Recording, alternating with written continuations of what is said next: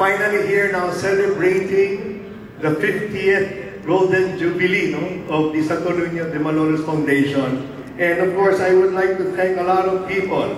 It is such a milestone, and we are very proud of how beautiful the setup of this main exhibit is tonight. And we have over about 465 exhibitors who brought their Santo Niños as a showcase. Maraming salamat po. Magandang gabi po sa inyo lahat.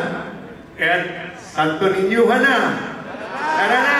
Okay, thank you. This year of Jubilee reminds us of renewal, a time to deepen our connection with God and rediscover the values of humility, compassion, and faith. May this golden celebration be a time of thanksgiving, reflection, and a renewed commitment to our faith. And may God bless us all as we honor this golden Jubilee of devotion. Viva Señor Santo Niño. Itaas po natin ang pinakamataas na pagpurit at salamat sa Panginoon sa malaking biyayang ito.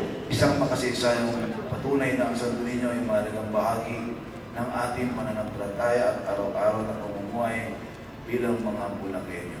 Pulisan po natin na ang taong 2025 ay maging mayamong sa lalawigan ng Bulacan.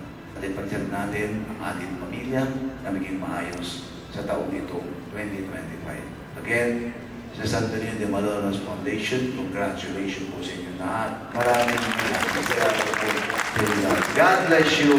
Viva Santo Niño!